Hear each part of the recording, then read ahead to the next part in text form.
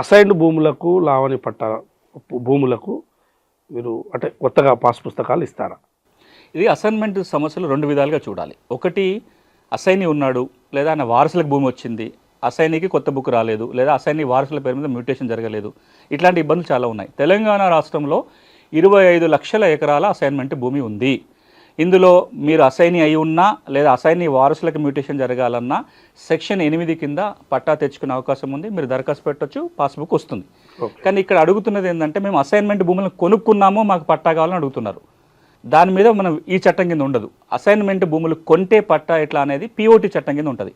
తెలంగాణ రాష్ట్రంలో అసైన్మెంట్ భూముల బదలాయింపు నిషేధ చట్టం 1977, దాన్నే మనం పిఓటి చట్టం అంటాం, లేదా 9 of 77 అంటాం. ఈ చట్టం ఏమంటుందంటే, అసైనీలు భూముల అమ్మకాలు కొనుగోలు చేయడానికి, అంటే వేరే వాళ్ళకి అమ్మడానికి వీలు లేదంటారు. దానికి ఒక ఎక్సెప్షన్ ఏంటంటే, భూమి లేని పేద కుటుంబానికి చెందిన వ్యక్తి కనుక అసైన్మెంట్ భూమి కొంటే వాళ్ళకే లావణి పట్టా లేదా అసైన్మెంట్ పట్టా ఇవ్వాలి, ఇచ్చే అధికారం కలెక్టర్కు ఉంది. అది పిఓటి చట్టం కింద. అట్లా కనుక ఎవరైనా కలెక్టర్ దగ్గరికి పోయి లావణి పట్టా తెచ్చుకుంటే భూభారతి కింద పాస్బుక్ తెచ్చుకునే అవకాశం ఉంటుంది. కానీ ఈ రెండు కాకుండా ఒక మూడో అంశం ఉంది. అది రాష్ట్ర వ్యాప్తంగా పెద్ద చర్చ జరుగుతుంది, ప్రభుత్వం నిర్ణయం కూడా తీసుకోవాలి.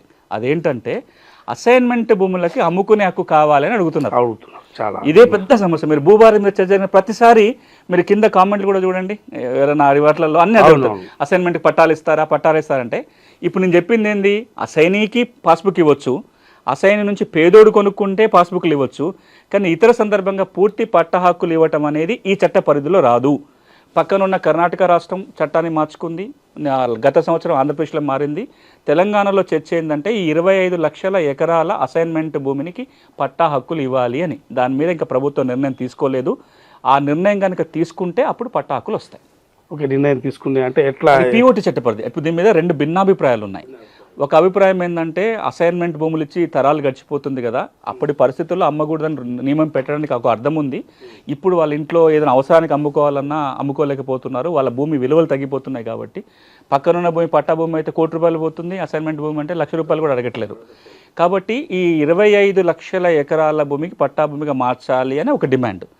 దానికి కాదనే వాళ్ళు ఏమంటారంటే, ఈ అసైన్మెంట్ భూములు ఎక్కువగా ఉన్నాయే ఎస్సీ ఎస్టీ వాళ్ళ దగ్గర, ఎక్కువ భూమి వాళ్ళ చేతిలోనే ఉంది.